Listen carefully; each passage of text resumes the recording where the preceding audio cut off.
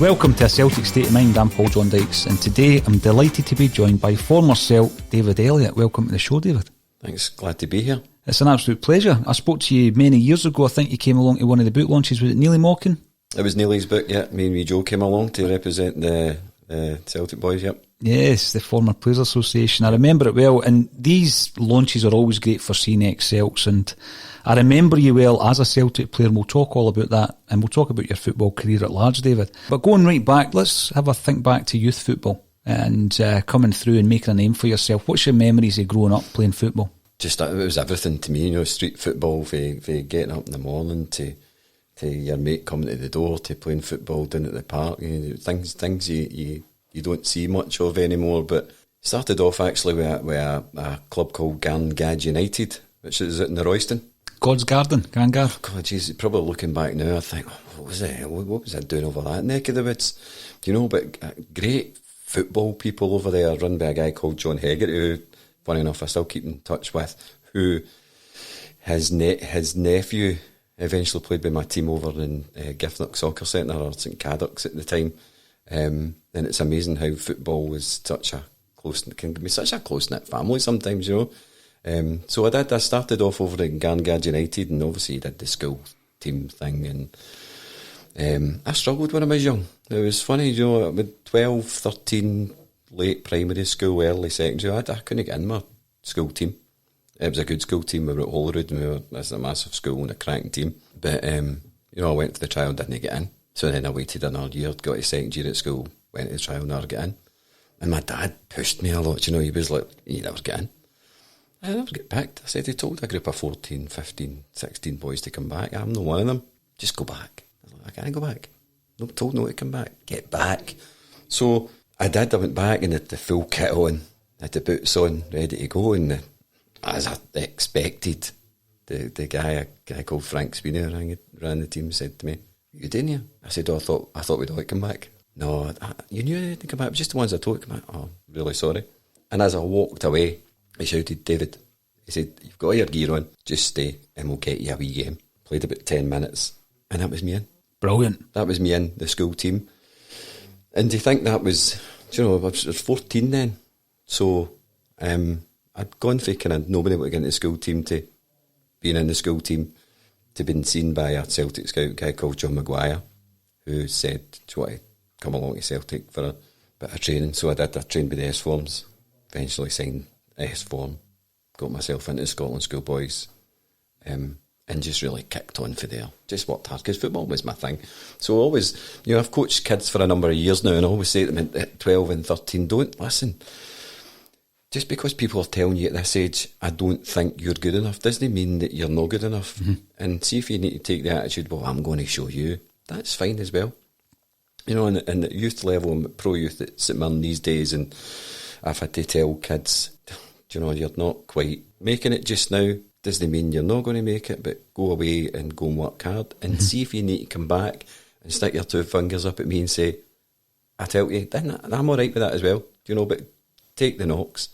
You know, and it's something that I certainly had to go through. Even primary school level, I couldn't get in the school team at primary. My dad actually took me out and played for another school team, which you can't do. You know, so he knew the Janny of the school. And I listened to Graham's podcast a few weeks back about it's always the Jannies that ran the school team. Aye. And my dad knew the Janny of the school because the Janny used to chase him out as a Wayne. First playing football in his school, and he said to the guy called Frank Kelly, the Janny, David's not going to get for his old school team any chance. And I went and played for St Dominic's primary school while I was at St Mirren's primary school. Just totally wrong. I love that. totally wrong. But my dad breaking was like, breaking the rules. But my dad's like, how are you not getting a game for your own school? How's he getting a game? Right, okay, I'm going to get a game for. And I went, we played against top of the league, and I ended up scoring 2 goals and setting up 3 goals. And the guy in charge of the Glasgow schools was watching the game because it was a top of the league game. And he was a teacher at my school. And he came and seen me the week later. Was that you playing for St Dominic? What could I say? And he said, what were you doing that for? I said, just my dad helped me. Yeah, right, okay. And from then on, I was in the school team. And then it started again at Holyrood. I didn't get in. And my dad just pushed me. Do you know, he was a great football guy and all. Just loved football, loved Celtic. Took me to home games every week. Him and my grandpa just used to wander up the Springfield Road and go to the Rangers End at Parkhead. No hassles. Back to brilliant. I mean, it was my way of life since I was a 10-year-old boy going to watch the Celtic. Brilliant. Born into it. Absolutely brilliant. It's great though when you hear these stories, because so many other people, David, probably wouldn't have either had the dad pushing them to just go back. Absolutely. Or maybe just not having the kind of balls to go back. Maybe say that I went, but I was told I wasn't playing. Right. But you went and done it. I know I did. You know? I know, and do you know how easy it could have been to Frank Sweeney just to let me walk away? Mm-hmm. Do you know, I could have walked away. And it's you know, it's these wee bits of luck, but I say that about everything. You make your own luck, don't you? You go and you work hard, and hopefully you'll get the breaks. And I did. I was lucky enough to get the breaks, and then I ended up going to Celtic Boys Club, starting at 14s, and we had a cracking team. It was brilliant. What kind of boys were in and about the team at that point, David? Well, so under 14s, you're talking Dougal McCarrison, who was a top striker who got a couple of games first team level. Dougal unfortunately got a bad injury at one point playing with his mates out in Lesmahago or something. I can't remember. Jerry Craney, Stuart Balmer, Raymond McStay, who eventually came. Raymond was a kind of Hamilton Thistle boys. But I mean, a guy called Jamie McEwen and Dino Conley. I mean, we had top players. Do you know, and it was just, it was brilliant times as well. Do you know, just used to go and train and play and train and play. Brilliant. Absolutely brilliant. When I'm talking to footballers or ex-players, David, I love to hear the group of players that they maybe did start off with. And there's always one that you think, he should have done it. Is Dino Conley one of the boys you look at?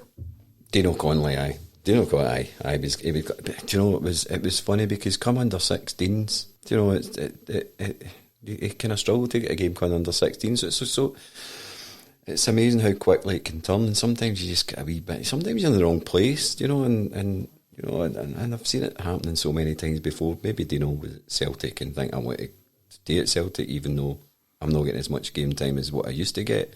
Maybe Dino look back and go, maybe I should have left and gone somewhere else, because Dino went down to Arsenal when he was 14. You know, Dino was a cracking player. And Jamie McEwen as well. Jamie's now in the fire service these days, but he was another one. Did Jamie play in that Orlando Lions game that we spoke about? He did. He did, didn't he? He did, aye. Again, going back to your crop of players, Jerry Craney, I think, suffers from the era in which he broke in. People look back on the early 90s and it's all dark and dismal, and they talk about Craney, but a few times, David, I've spoke about on this podcast, Celtic have got a massive operation up at Lennoxtown with the youth academies and everything else, right? And they're producing, of course they are. Callum McGregor's proof of that, Kieran Tierney and so on. But a striker seems to elude, a goal-scoring striker. Because I know Forrest scores goals and that, but he's not a striker, right? Centre forward. And the argument I'm saying is, well, Charlie Nicholas, 1983, who we produced since then, and the only player, because I mean, Mark Burchill didn't play enough games, I don't think, is Jerry Craney. And Craney came into the first team and scored goals. So when you go back to the 14-year-old Jerry, was he a standout as well? Was a 14-year-old Jerry? He was good, but I think he improved. I think he worked hard at his weaknesses. I'd probably say that. But Jerry, did he stand out in a good Celtic Boys Club team? No, maybe not. But I don't think anybody really did. But Jerry really worked hard when he signed as a 17 or 18-year-old and got his go at professional football. Jerry came on leaps and bounds, you know. And Jerry was like you say, and he'll not mind me saying this, you know, can you get the ball off Jerry? You know, he just wanted to keep the ball all the time. You know, he was very, very skillful. He had an eye for goal, and if he could sneak in front of you and get a goal, he wouldn't think twice about that. You know, if I could pass to you and make it easier, no, I'll not do that. I'm just going to score myself. You know, things like that. If I can pass and maybe give you your hat trick early, you know, I'll know, you know, because I'll score myself and I'll try and get a hat trick. No, which is great. You know, it's not. it's not a bad point. And he was very like that, so he had a lot of confidence in himself, and he worked, and he really, really worked hard from maybe 15-year-old, 16-year-old, and Jerry was a wee skinny boy when he was 14, and he kind of bulked up and got his fitness good, and he did well for himself at Celtic as well. And like you say, maybe could have done even better in a better team or with better players around him, or a good strike partner. So. And I think he suffered also because we needed the money when we sold him. We maybe wouldn't have sold him if we weren't so desperate for the cash. I think it was about maybe $500,000 sold him down south. But your kind of development under the Celtic Boys Club, moving to Celtic, what age were you then when you moved to Celtic? Well, I was one of these intelligent footballers that stayed at school. I was 6 years, the 6 years at school, so I was kind of later on, a lot of the boys for the Celtic Boys Club, like Big Bammer and all that, had joined the ground staff at Celtic, so I was maybe a year or two later than them. And then it was, you'd gone for the Celtic Boys Club 14s, 15s, 16s, so then to the Celtic youth team, so the youth team at 17s and 18s, and played in the youth league.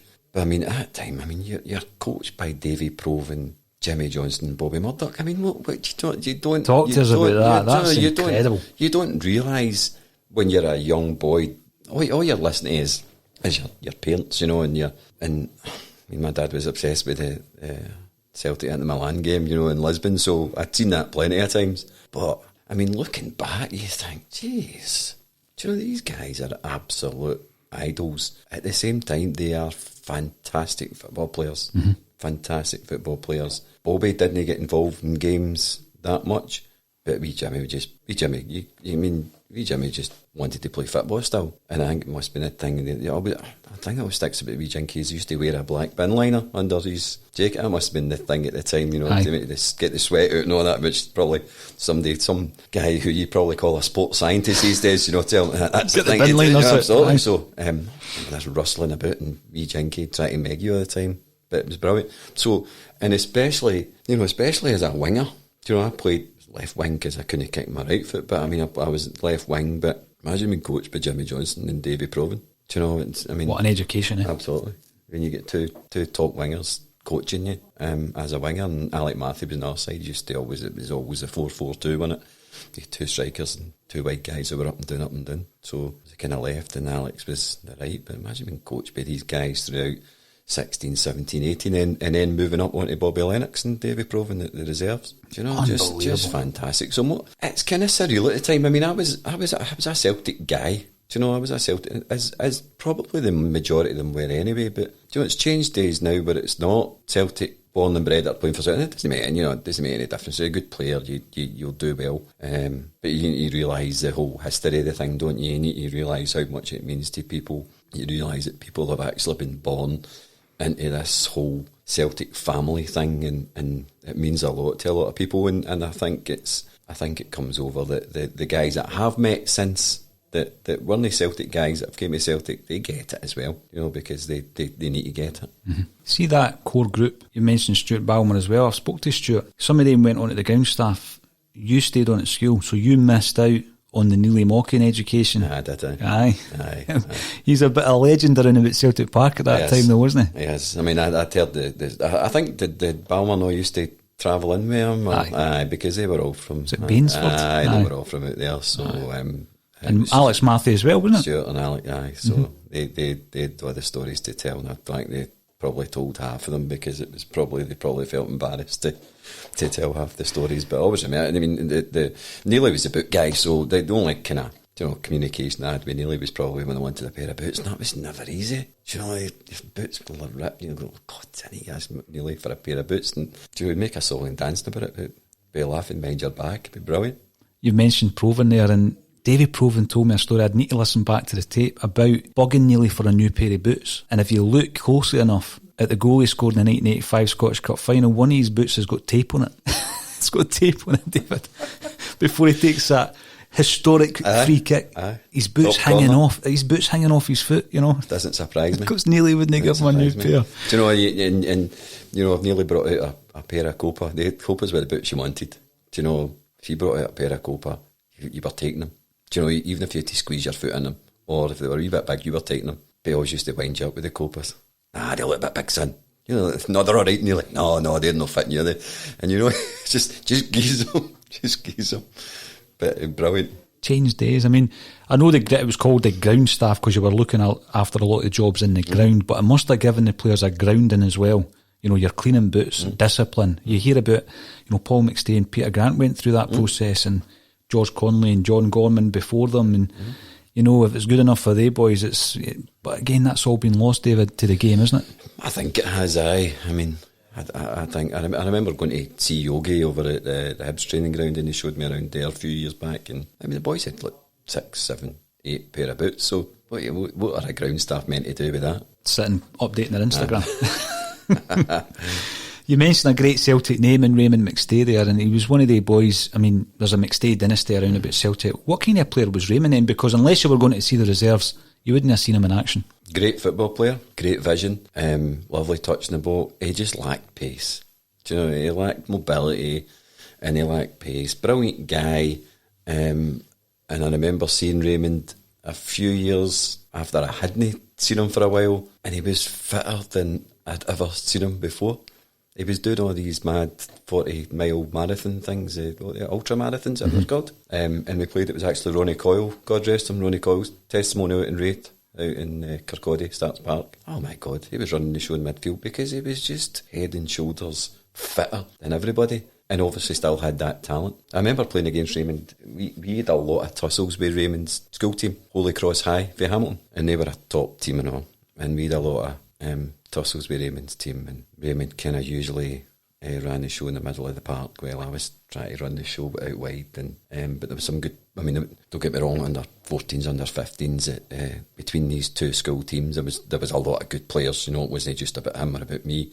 We had a cracking school team as well. McGrillen played with my school team, but guys like Stevie Quinn who had a semi-career in football.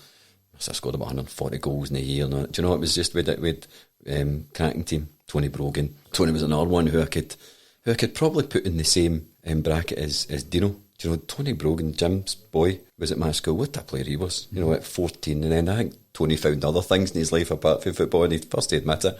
Still keep in touch with Tony. He's a good lad, driving a train these days. But what a player he was as well. Do you know, so Raymond usually ran the middle of the park. Well, I tried my best to run by him out wide.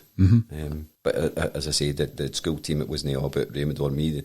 The two teams were great, and run by a guy called Graham Livingston, who did a lot of stuff for Dundee United at the time. So there was a lot of Hamilton guys used to go to Dundee United as well. He took a lot of them up there. So, you know, brilliant times, brilliant team, and some cracking players going about. The youth team you joined at Celtic became a successful youth team because back then there was the BP Youth Cup, and I remember it, and you remember it because it was actually publicised, and you know there was a bit of buzz about playing it. I remember it was played at East End Park one year. But talk to us about the actual team that won the 1987 BP Youth Cup. It was a huge, like you say, it was a huge thing, the BP Cup, and I remember getting drafted in when I was under 15 at the boys' club. I think it was, somebody was injured, and it was like, oh my God, it was like it was like going for like maybe a reserve and no having a first team debut to then getting your first team debut. This was, to me, playing at under 15, I think, or under 16 maybe, boys club at the time, to then moving on to BP Youth Cup to guys like Dougie Maguire. I mean, people will know,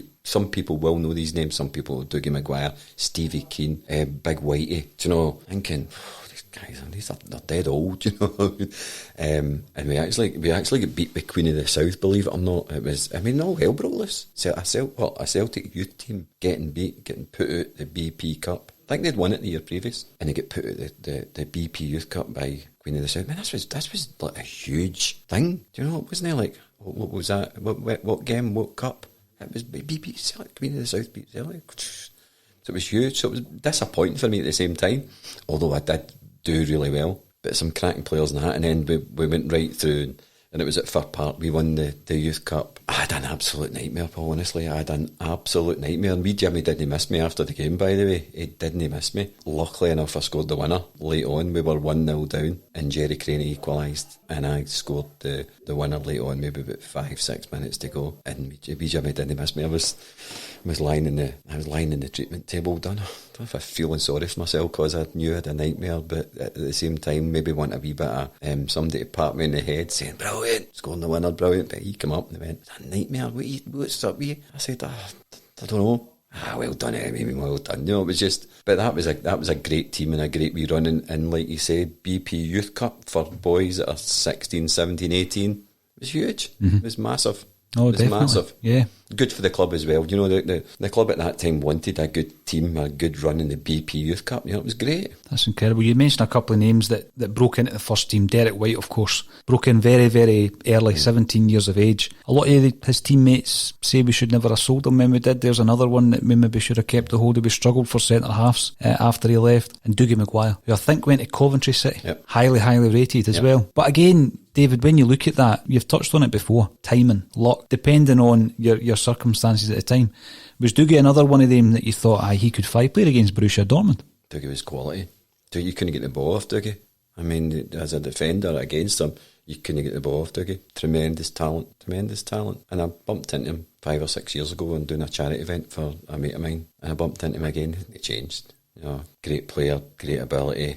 And I don't know why it didn't work out. It's like you say, just a wee bit of luck in the right place, right time, whatever. Of course, you were one of the guys that broke all the way, you went all the way through Celtic Boys Club, youth teams, reserves, first team. So when do you then start coming into contact with people like Billy McNeill, who's the manager of the first team? Or is that kind of like to a minimum to a certain stage? No, not really, because you worked out at Celtic Park, you were in the first team dressing room and the reserve team dressing room, if you like, but it was home dressing room and away dressing room. So the reserves were, 5 yards down and he made a point of, he was always there about it. He always had a presence about him, he's a great big guy, God rest him, Big Billy was brilliant, and he was an absolute legend, wasn't he? He really was, and it was a perfect guy to manage a centenary team. But no, he was always there about, and if you were doing well at the reserves, there was no hesitation in having you up training with the first team just to make up the numbers, if you like. But even if you were going just to make up the numbers, that was massive to you. That was massive. I mean, like I said, I was brought up in the Celtic tradition. These guys were... I was listening to Andy Walker talking last week on some Zoom chat, and he was saying the same. He came into Celtic, and these guys were his heroes. Guys that weren't that much older than him, but I was the same. I was in awe, and he was always thereabouts, and actually, he'd come to the reserve games. He wasn't a stranger to anybody. He wasn't a stranger to come in at half time or talk to you. He knew your name, and so it was a kind of close-knit, it was a close-knit family club, if you like, at the time as well. What about Barrowfield? I've spoken to a lot of players that look back fondly, and then some that say, Celtic were winning in spite of Barrowfield. It should have been a lot better. What's your memories of training up there? Loved it, absolutely loved it, because it was a big grass pitch. It was great, unless the ball went down the hill at the back into the bushes, and then it was, you just get one of the parents to run down for you. I loved Barrowfield, the big grass pitch. You walked across the ash to get to the grass pitch, and then there was all these, sometimes we were fired down the back. There was a load of grass pitches down the back, but they were all, they were all over the place. And only at times where there was just, the first team were taking up more room than, what they usually took up. You can't train here and you go down the back. But I mean, Barrowfield was a brilliant place, and just along the road for Parkhead, so you could wander up, you could jog up with the boys, you could drive a car up if you were lucky enough to have a wee Ford Fiesta at the time. But I loved Barrowfield, and it still was great memories. I just work over at London Road now, so I'm driving by Barrowfield most of my day, by the social club, but it was great.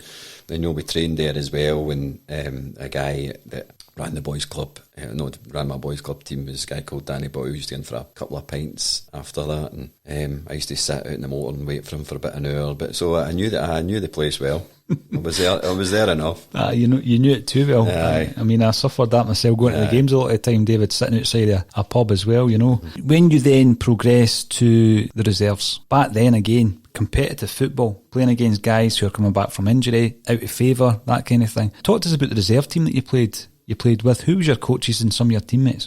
Bobby Lennox was the coach. Benny Rooney come in as well, was the coach for a while. So your goalie was the guy that wasn't playing in the first team, and when I played reserve football, it was the exact opposite for when the first team played. So, for example, if the first team were playing Aberdeen up at Pittodrie, we were playing Aberdeen at Parkhead, and that was the way it was. So your goalie was the goalie that wasn't playing. So was it Alan McKnight? We went through, Alan Ruff at a time as well. Mm-hmm. And then there's guys like John Traynor, Stuart Balmer. Big Mick had a few reserve games his time coming back from injury, Mick McCarthy. Anybody that was coming back from injury would then get a game with the reserve team. If that suited him. Tam Burns wanted to play reserve team football. He just wanted to play football at the time. So we played in the reserve league in what you called the Reserve League West as well, which was the reserve team. The reserve team, maybe the reserve team was the boys for the first team coming down, or the ones coming back from injury. The West League was more of a kind of younger crew, which we ended up winning the Reserve League, which I suppose Celtic maybe expect that. It was a kind of lower division clubs mostly in that. But, you get Tommy Burns coming back from injury. I'll play in the Reserve League West. Tommy would just play football with the boys because he loved educating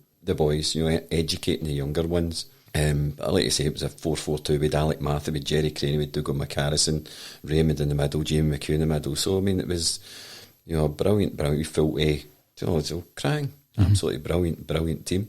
Was Jerry Britton there or thereabouts as well? Was there as well. Jerry came in and banged in the goals, and we fit guys. We had football players, we had goal scorers, we had crank defenders. It was just brilliant.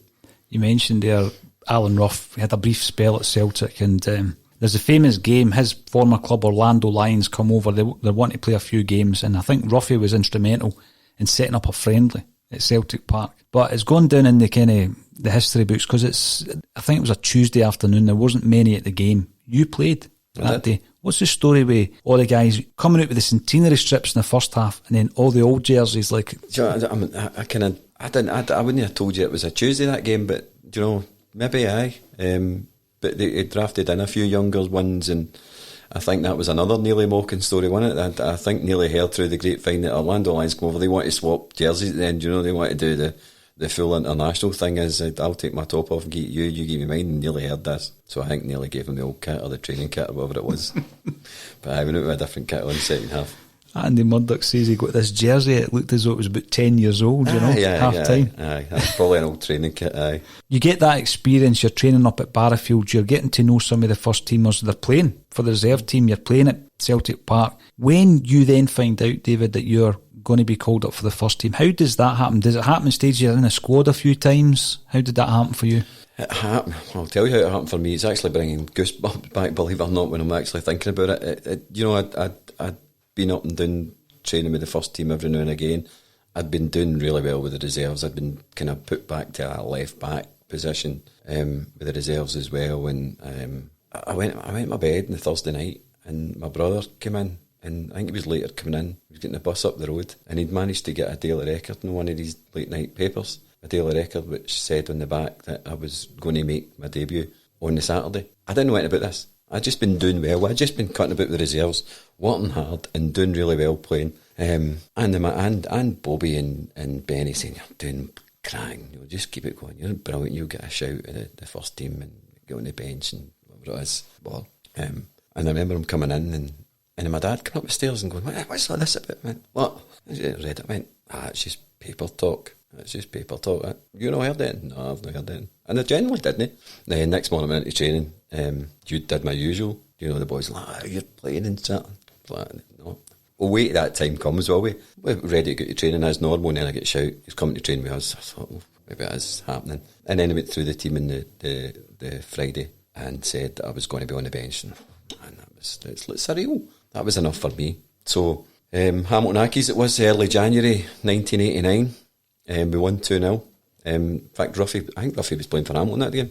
That right? Ruffy, aye. He was playing for Hamilton.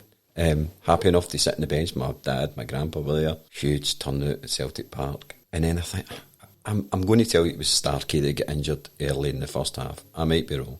I think Starkey got injured midway through the first half. We were 1-0 up. I'm getting a shout going, "Oh." But it is, it's surreal. It's still, even thinking back, I genuinely don't remember too much about that game. I really don't. What I do remember is we won 2-0. Wee Joe scored when I was on. I think it was Andy that scored prior to that. But I remember the atmosphere was fantastic because Rangers were playing that day against Motherwell, and Motherwell beat Rangers.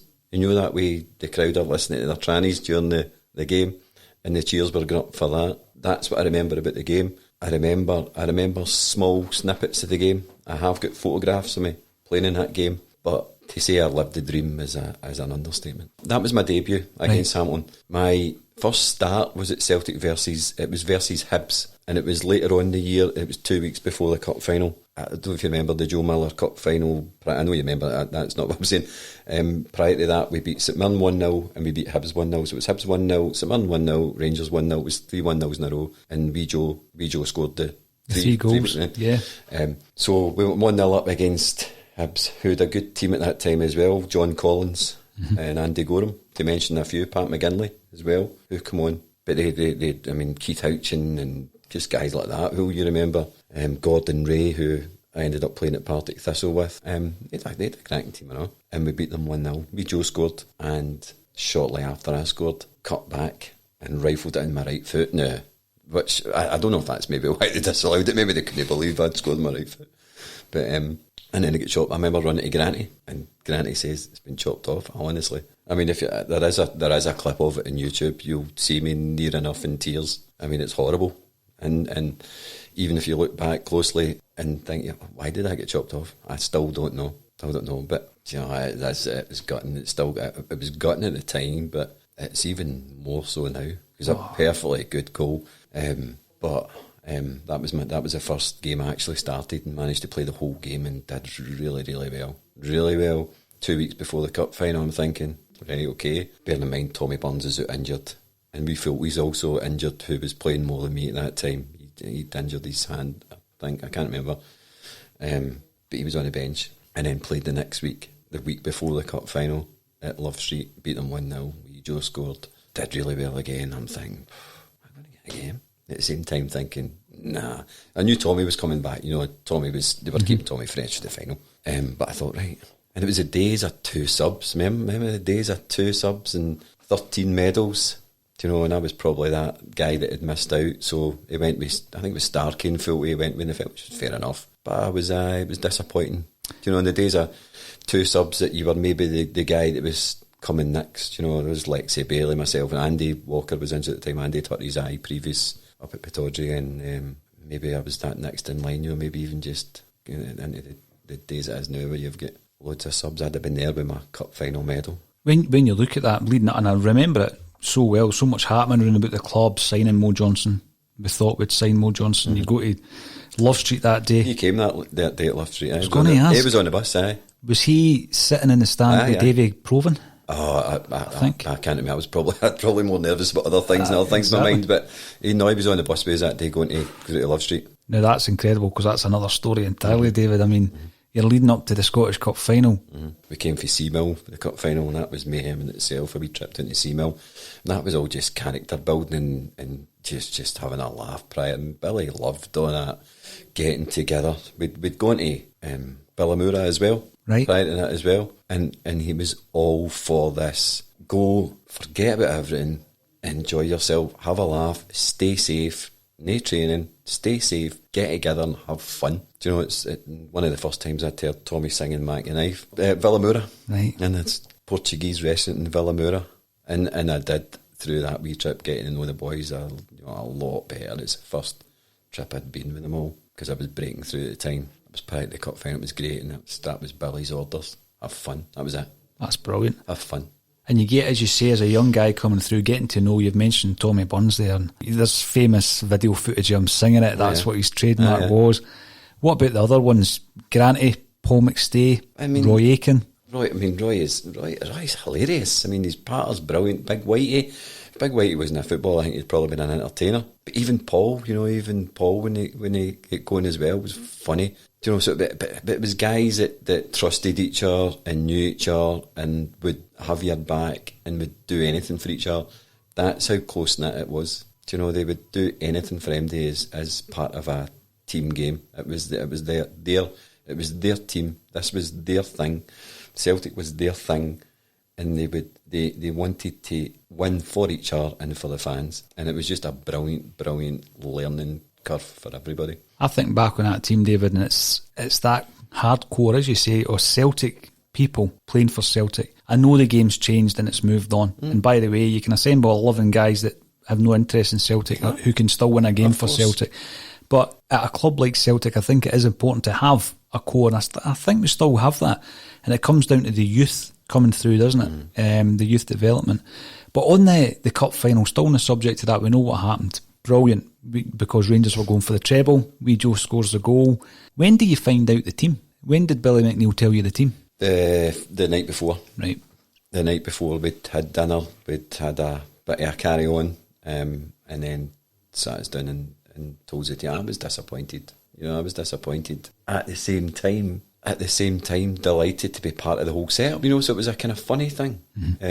But there was no doubt I was disappointed. And I remember getting into Seamill when I had the suit and all that, and I was ready to go for the cup final the next day, and I forgot my shoes, didn't I? So my mum and dad had to drive down to Seamill, and I don't think they had a car at the time. It was my wee car, my Fiesta, and I think I used to keep about £3 worth of petrol in the tank, just and top it up for £3 at a time. I still do that, no, absolutely, nothing wrong with that. And I always remember they tell me that they brought my shoes down on the way back. The petrol light comes on in the middle of nowhere. I blame them for that. Should have looked at that before you went in. Got to do the checks. So, but I was disappointed, but at the same time delighted as a fan to be part of that whole setup. And I mean, your own progress, you're looking at how that season ended. There's disappointment, but you're part of that squad. I remember seeing the pictures, as you say, Walker, I think, had the shades on because he had the eye injury. Yeah, he did. It's yourself, Lex Bailey. You see the team group celebrating. Yeah. That's part of history. Yep. Looking on to the next season, what was your kind of aspirations for the following year? Just want to kick on, which didn't really happen. We'd gone pre-season tour at Germany. I always remember Tommy Burns. Tommy was one of these guys, that you just remember things he says. And I always remember, that was one thing I remember about going to this, I don't know what it was, kind of amateur or third division club in Germany, and looking, going, the facilities have got. And I don't know if Tommy's kind of thinking what I'm thinking. He's like, man, this country lost a war in oil, you know what I mean? And I always remember saying that to me. I said, look at us and look at them. They lost a war or no. But just a brilliant experience as well, going on a pre-season trip with, guys that you'd grown up watching, and, Big Roy, and it was obviously one experienced player at the time, and Packy Bonner. And, I thought I did well on that tour. Big Billy didn't he? Big Billy was in charge, so, it kind of, I battled away and worked hard, but I wasn't really getting what I thought I deserved. And he obviously thought different, and he was in charge, so that's the way it went. And then he'd brought in John Hewitt at the time, who was also left-sided, probably winger or through the middle. And I think, okay, it's maybe time for me to have a look and see what's happening here. And I was brave enough to say it's time for me to go pre-season. That next season when I hadn't really got a game. How long is that? I'd made my debut at 19. Talking back, I couldn't get a game for my school team at 14. At 19, I was playing for Celtic first team. So it's amazing how things kind of quickly they change. 5 years isn't a long time, especially in a short career that football is. And I thought, at 20, the following pre-season, it's maybe time to go. And I knew there was clubs sniffing about. Tommy Burns at Kilmarnock was one of them, but I think Big Billy said no. And Big Billy offered me a contract. Offered me a contract to sign again. And I held off, and I'm glad I did. I'm glad I did. I'm glad I moved on, because how long was I meant to go and just? It was going to get harder and harder to kick into a first team. It's unfortunate, because up to that point, David, like you've described it, it's like next stage, moving on. But then again, the club as well, as you say, we went and signed John Hewitt, who had a fantastic career at Aberdeen. But I think we spent about £250,000 bringing John Hewitt in. And it doesn't sound like a lot of money, but for a guy that didn't play many games for Celtic, but when you buy somebody in and you spend that money, the likelihood is he's going to get a game. Aye. You've got to try and show a return for the investment. It wasn't even the fact that it was John. I played with St Mirren with John, a cracking player. It just wasn't. It could have been anybody in my position. It was just, it happened to be John that played in my position. It could have been anybody in my position. I'd still thought, he's looking elsewhere. Whether he's better than me or whether he's not, he's still got it in his head. I'm looking at somewhere to cover that position instead of looking at me. Which was fair enough. I never had a bad word to say about him when I left. And he was a guy in charge, and he was a guy in charge because he he did well. So who am I to complain with Billy McNeill? But I remember I signed for Partick Thistle when it was a pre-season 1990. I was still training at the reserves. I was training out in the park. We were at the back of the park at Celtic Park. It wasn't anything closed. It was a big bit out at the back. You could still train on. We were doing a wee warm up at there, and it was then that I thought, I need to go. I'm going to see Partick Thistle the night, and he knew that. Although he didn't let on, he knew everything. He didn't let on that he knew it. But he knew it. I knew he knew it. And I went to see wee Lambie that night, and wee Lambie was another cracking guy. Wee Lambie was just... Did he manage you 3 times? Aye. Top man. God rest him as well. Top man. Absolutely my favourite manager ever. Just brilliant. What was his management style?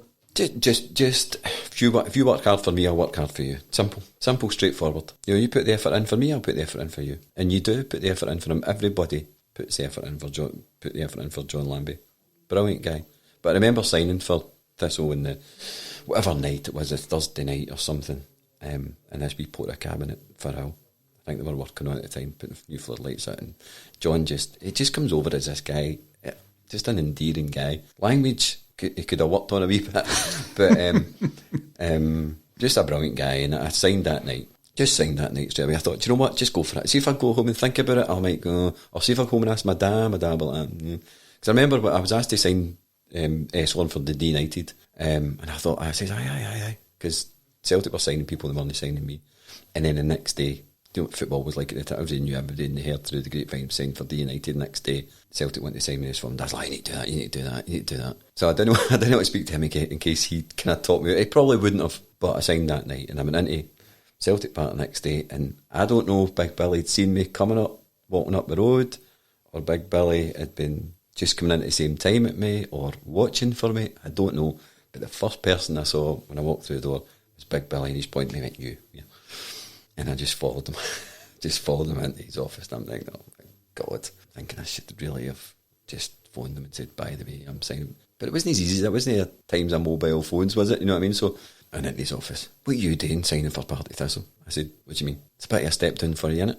I said, well, going for Celtic reserves to Partick Thistle first team. I said, I don't think so. And he just looked at me, smiled, and just gave me a big hug, and just went, all the best, wee man. And do you know, I never regretted the day I left Celtic. It was, I was there since I was 13, 14, just come through, like you say, come through the ranks, come through the boys club, the reserves, the first team, and made my debut and lived my dream there. And both your dad and your granddad seen you doing that? Yes, they did. So you've gone to the games as a fan? Yeah. With the two of them, yeah. Aye. I used to stand outside the bookies at the bottom of Springfield Road while the two of them in for their quick bet. We used to walk up the road, which to me, with my wee legs at 8, 9-year-old, was more of a sprint or a jog to keep up with them. Used to go in the Rangers end, stood with the same people in the Rangers end at Celtic Park, watched the game, drove up the road. Uncle Miller at the time, he stayed in Rutherglen, drove us up the road, and they managed to come and see me playing for Celtic. Brilliant. Brilliant, eh? Absolutely superb. Absolutely. But then a different side of football starts, because you're playing games. You're playing first team games. John Lambie, massive influence on you throughout your career. Absolutely. And you're enjoying your football again. I was loving football. When you don't realise the weight in your shoulders at Celtic Park. You don't realise it until you go. But you need to win every week at Celtic, don't you? You need to win, because the fans don't accept anything less. They don't accept anything less than 100%. They don't accept anything less than they want to win every week. Do you know? So you don't realise what a wee weight is off your shoulders when you go. But I mean, I went to Partick Thistle, and they're training up in Rockhill Park. You know, they're training sometimes during the week at night time, because they've got this core of part-time players as well. So it was a whole culture shock, but totally enjoyable, because again, there was a great crowd of people there. Now, when you're playing and you're getting games, when you look at that, it's obviously been noticed because you're only there for a season. When I signed my professional form at Celtic, Davie Hay signed me, right? Right.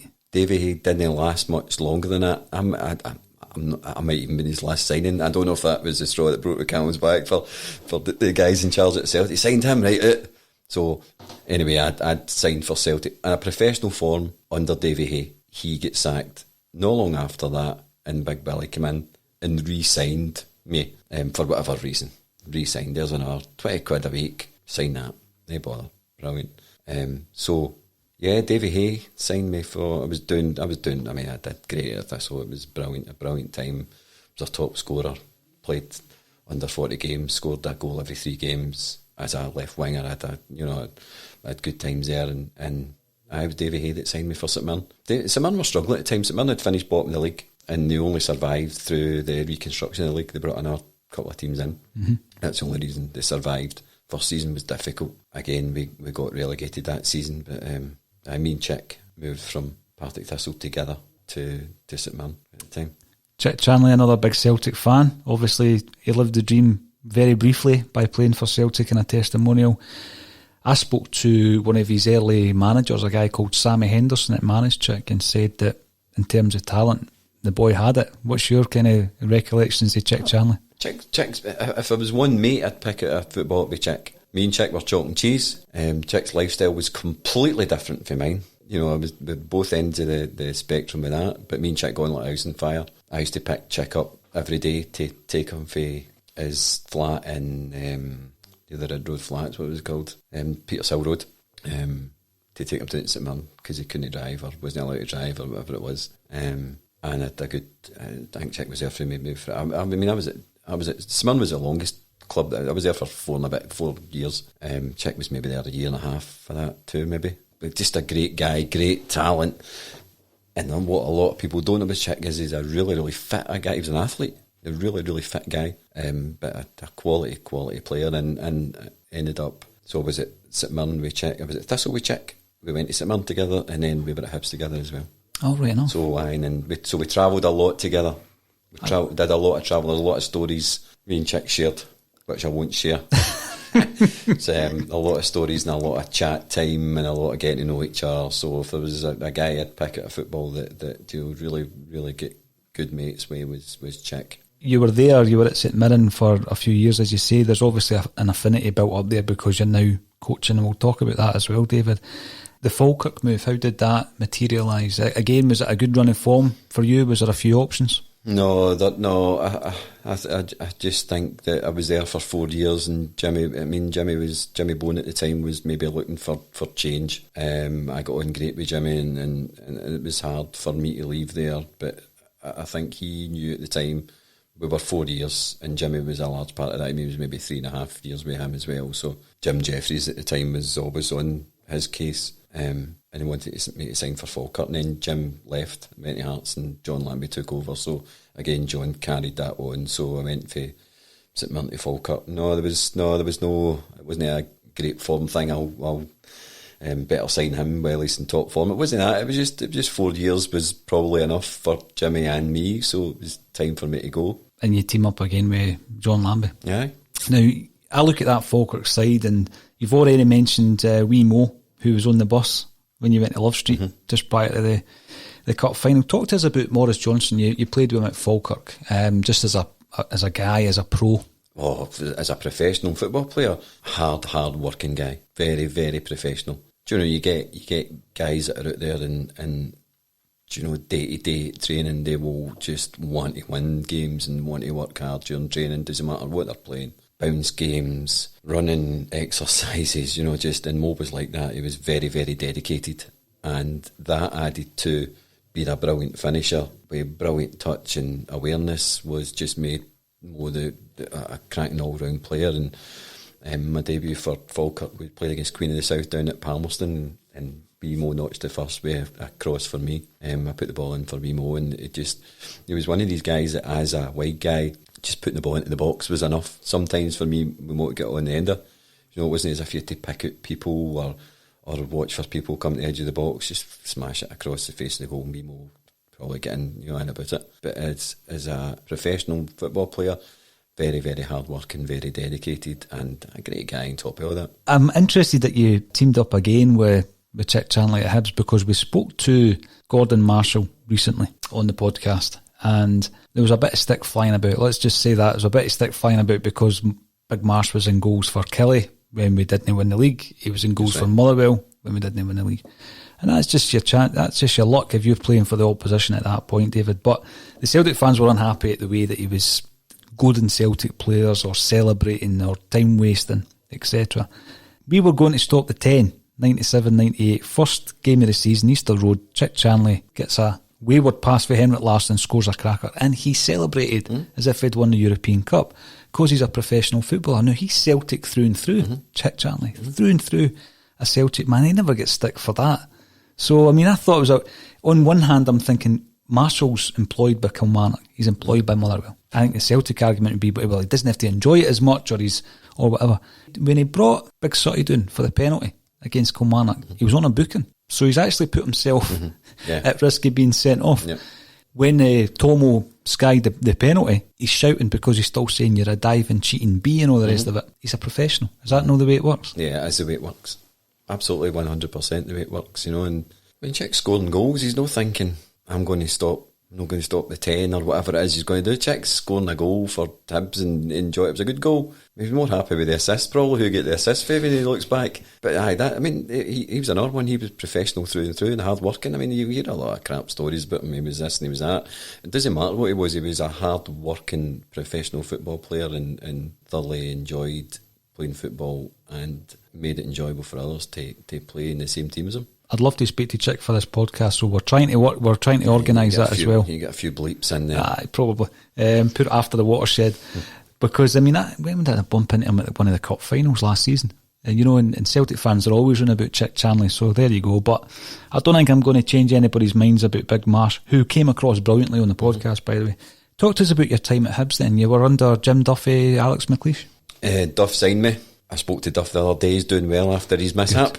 Aye. Yeah, he signed me, and again, it was tough there. Do you know, it's hard, and do you know, things never worked out for Duff, and Duff ended up getting sacked, and then Big X came in. Big X first day told me to go. Do you know which? I think he had loads of players. I think he had mega players, and he just had to make a decision. And his first day in, he didn't know me, might have seen me playing, I don't know, but he said, "Don't want you here." He said, "Just go and train with the reserves." Do you know, but fair enough. Do you know, I said, "That's fine." I said, "I'll not get in your way." No, I don't know you'll not get in my way. Just really sorry, do you know, but I've come here and I need to make plans, and you're not on my plans. Time to go. Okay, right, okay. I'll just keep working hard. And I did work hard, and it was Big Moisey actually doing it. I think he was at Preston at the time. Big Davie Moyes wanted to sign me and told Big X, he's like, "No, you're not going." "When you stay. I want you to stay and carry on and play." And he asked me a bizarre question one day at training. It was one day at training, I'd just had enough. I'd had enough because I wasn't getting a lot of game time. I was injured all the time at Hibs. I tore my calf at Hibs, and then I tore another one. It was just a nightmare. Injury-wise at Hibs was a nightmare. And I hadn't been used to ever been injured before in my career. Never picked an injury. I picked up a calf muscle tear, running up Arthur's Seat in Duff's pre-season training. And it was never. It's still to this day. I have problems with my calves, and it was a shame. But Big X said to me a bizarre question one day. My boots didn't turn up at True. We were training at Elliot Watt, and the ground staff used to bring the boots, and my boots weren't there, and I went mental. As if I'm not here. And he went, "Derek, come here. As if I'm not here. My boots aren't here. Camden." I said, "Well, I'm fed up with this." And he said, "Right, okay. You play left back. Can you play left back?" He said. I said, "What do you mean, can I play left back? Can you play?" I think he was just trying to be nice. He was trying to calm me down. "I want you to play at the weekend. I want you to start at the weekend." We're playing against Celtic, actually. "I want you to start at the weekend." I went, "Oh, right then, okay. Got another pair of boots somewhere." So his kind of mind was made up at one point, and then wasn't made up, and then the next season he brought in somebody else to play left back. So it was, again, it was time for me to move on for there as well. Did you go down south? I went down to Wigan for 3 months. Right. Whilst at Hibs? Yes. Down on loan. Did you play? No. No? No. Big politics down there. Right. Big politics down there. General manager, chairman, general manager, "I'll bring you in." Manager, don't know if I fancy him. So general manager went, "Well, you're signing him for 3 months." Managers, don't know if I can give him a game. So I ended up getting down there, meeting a lot of lovely guys. Roberto Martinez looked after me down there, actually. Did he? Aye. He was a crank player as well, and he was in the same position as me. I think he was a kind of similar position to me with it. I'm actually saying it with the general manager signed him, but the manager didn't really fancy him. So no, me and him, I stayed down there for a while, so me and him got on quite well and enjoyed some time down there together. Didn't play a game.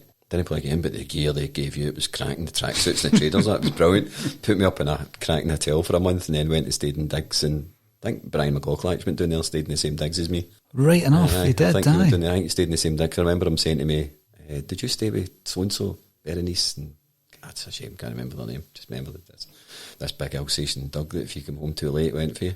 So then I stayed out late down there. But it was hard down there. I had 2 young kids, and do you know, it was alright me saying I'll go home at the weekend, but then the manager would go, well, you're training Sunday, and going up the road in the train wasn't easy. 4 hours up the road and then you were back. So it was like flying visits. So eventually it was like, nah, this is no use. And didn't get a game. Bizarre, eh? Aye. It really is bizarre. I was going to ask you about Hibs, going in, playing maybe a younger team, the reserves, etc. Hibs had a lot of good players coming through. Did you marry up with any of the crop coming through? Not really. No, not really. Probably they were really, really young when I was there. Do you know, Tam McManus was one of those guys, and Tam was probably the older one of them who, Tam was kind of there in about the reserves, but the rest of them, no, they were a lot younger, I think, and Kenny Miller was playing reserves at the time, and you could tell Kenny was going to be a top player.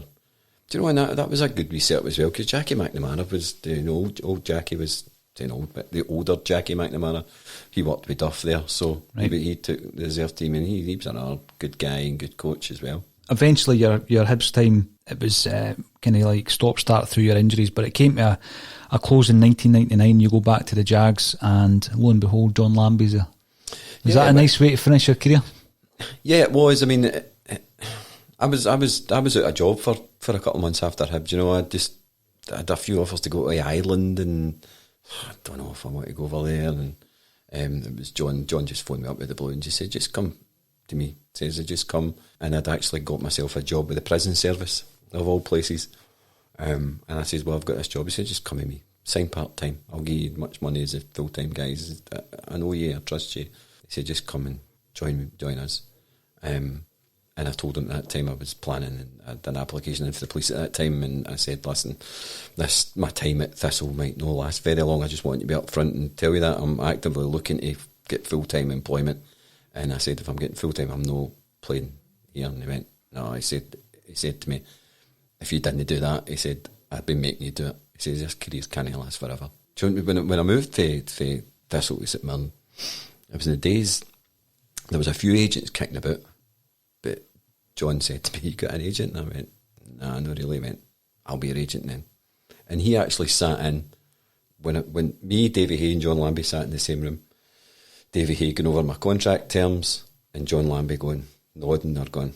That's brilliant, though, that he wanted to take you under his wing.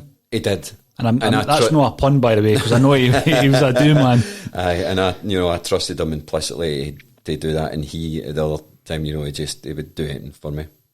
Brilliant. So the days of agents, John Lambie was mine. I didn't need him. I had John there. I was happy enough with that.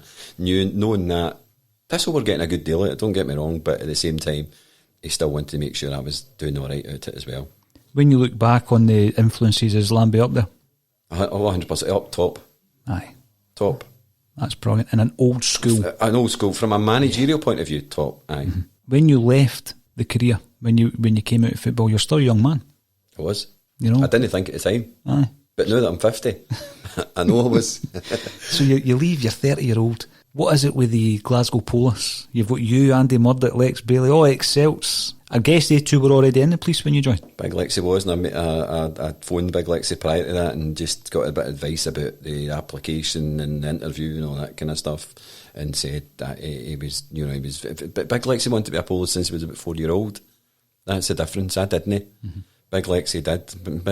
Big Lexi acted like a police half the time when he was your teammate. I remember Jimmy Bowen at St Mirren used to have they used to have fines, right? So if you weren't shaved, or your hair was too long, or you put on weight, or you were late, or whatever, Jimmy used to have fines. Big Lexi used to keep the book. So you'd come in, it was every Friday morning, right? So Friday morning at Love Street, you used to get into the dressing room, and always first in was Big Lexi with his book, and he used to sit like a big woman. He used to sit cross-legged like a big woman with this book, watching for you coming in, seeing if you were shaved, and he'd make a point to make sure that was every day, because you were allowed 1 day's growth, and then you had to shave the next day. So see if he said to you, "You shaved?" "I shaved yesterday." That was all right. But see if he said to you the next day, if you shaved, you couldn't say, I shaved yesterday, because he knew. So he'd have the fine book. Hey, he opened a Abbey National account for everybody. And that fine book went back to the boys. You know, it wasn't for Jimmy, it wasn't for the club, it wasn't for Big Lexi. It was for the boys, and it got the boys a right good night out. But he used to sit on a Friday morning, cross legs with his big A4 book, writing down everybody's fines. Hilarious. He was built for the police. Oh, so he wanted to be a policeman since he was about 4-year-old, I think. But like you say, Andy, I still speak to Andy a lot. He's doing well for himself. He's turned into a right proper police. But Jamie McQuilkin's another one who joined the police. A few of my mates were in the police, and like you say, I mean, what else at 30 when you've done all your life is play football? What else can you really do or think about doing? Do you know? So my idea, I got into the prison service and applied to the both of them, and the prison service were a lot quicker going through. Police took to the January, so January 2000, that was the first course, the new millennium, going through at Tullyallen. So January 2000, I joined Strathclyde Police. Second career.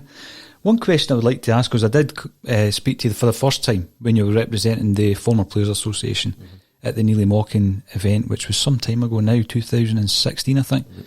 So a club the size of Celtic, one of the things that strikes me from time to time is you've got this group of guys that have been players.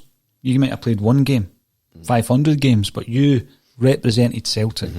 And there was nothing set up to look after these people, and you've got clubs all over Britain and further afield, some smaller, more provincial clubs who have set it up as charities so that somebody might need a hip replacement when they're 70, somebody might need assistance with a gambling addiction, whatever it might be. So yourself and Joe got together and formed the Former Players Association. How important is that for a club like Celtic, David? Because, I mean, we talk about the Lions. We've very, very sadly lost quite a few of them now. We moved into a period of lockdown where there's a lot of ex-Celts who are very vulnerable. And you think, well, they might not have anybody to turn to, you know. And a Former Players Association is there for, as it suggests, the former players. So was it yourself? Was it Joe? How did you get involved in that? It was Joe, and for me to take any praise about setting that whole thing up, I'd be wrong to. I mean, it was Joe that pushed the whole thing, and you know, I got myself involved in a few. They used to do the Legends games at Braehead, and I don't know how I managed to get into that actually. I think it was Chick that I managed to get. I think Chick was playing them in as well, and Chick said to me, "What, come along?" And I remember playing in Shug Murray's testimonial. Shug's an ex-St Mirren legend, and he decided that instead of having just like a big game, he was going to have an invitational 5-a-side tournament in Braehead, which is exciting. Do you know, it's hundreds of goals going in, and I understand where he was coming from. You know, different from playing a big game and just one-off game. It was like a one night of fives, you know. So it was great, and Chick asked me to come along that night, and then since then, I kind of got myself involved in the old timers games, and it was Joe. So I got to obviously knew Joe from my time at Celtic, but we kept in touch quite a lot, and he said he was doing this, and he said he was pushing it forward. And it was at the time I was doing charity stuff for a mate of mine, Paul McGrillen, who again sadly died just over 10 years ago now, Paul, and all the boys for school were getting together and we were raising money for Show Racism, the Red Card. And at the time I realised how much social media could push things on for everybody. You know, social media wasn't massive, but it was there. And I realised how much social media could actually push things. You know, so I'd put posts of Show Racism, the Red Card, an event, and managed to raise a wee bit of money for them just through doing not too much, but people actually phoning me and go, "Do you want a ticket for this game?" And I'll put up a ticket for that. I'll put up a strip for that. You know, bits and pieces that all added up.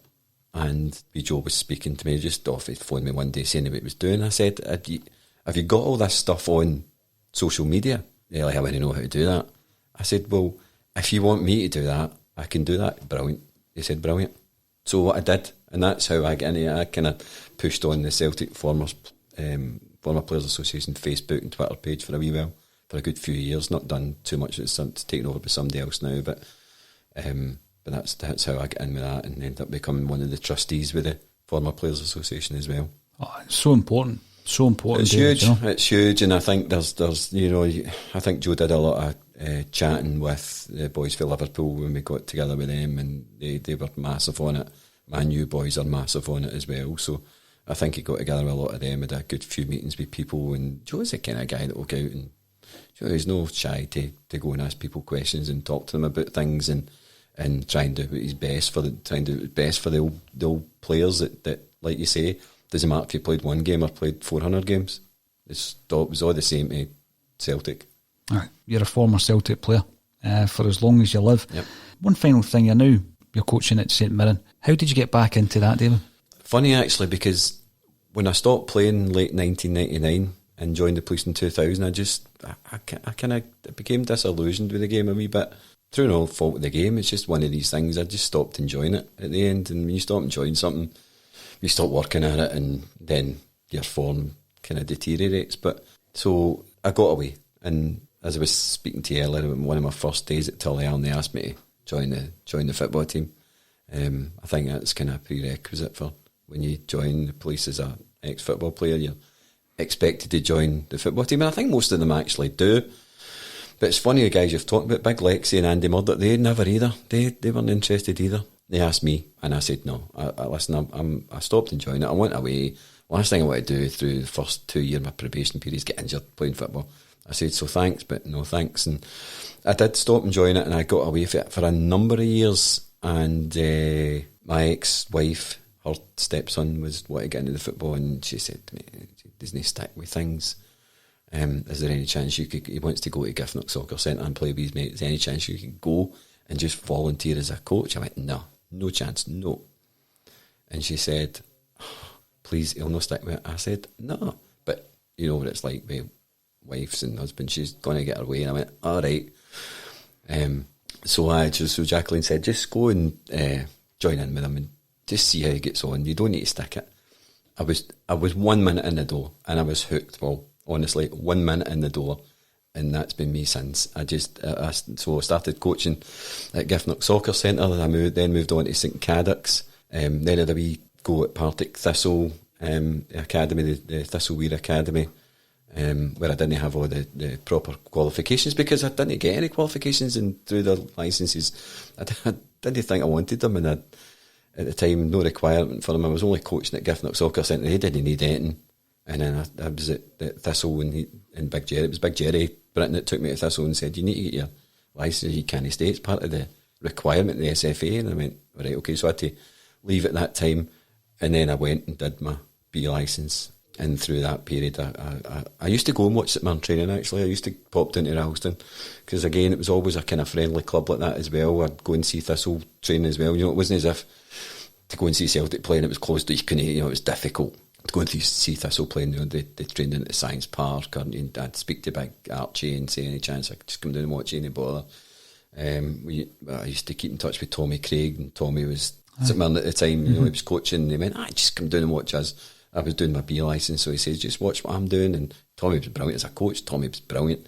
And Danny Lennon was a mate of mine, so Danny was no bother going in. And then Alec Ray took over with Davie Farrell, so Alec's a good pal of mine, so I went and seen him training there. And then I was there one day watching with Jack Ross. Jack was no bother as well, and it was Alan McManus in charge of the academy. Just said, any chance of a wee chat? He said, I'd like you to come to the academy. I thought, that'd be great. So that was now... I feel like I've lost it. You know what I mean? You feel as if you've lost 6 months of your life. Maybe 2.5 years ago now. Love it. I love the club. I love St Mirren. St Mirren and Thistle are very, very similar. They're very family orientated clubs. They're very, come in and I love both of them. It's a great place to be. St Mirren, the academy's great. The boys are great. I'm missing it. I'm really missing coaching the kids, missing their daft patter and bases. You know what I mean? What I find interesting is, having dedicated your entire life and your entire adult life to football, you wanted to come away, but then as soon as you've gone back in, you've got the bug again. I think that's actually done me good, and I wouldn't, I wouldn't let it put people off of going back in. If people get fed up with it, just get away from it. It doesn't matter. It's not, you don't need to admit to everybody I was a football player, but I still like it and I'll always like it. If you don't, just say you don't, and I didn't. So I came away from it, and I think what that did was actually just bring it all just bursting back out again. Now I can't get enough of it. Maybe if I'd done my whole coaching thing, left football straight, maybe I'd be fed up with it now.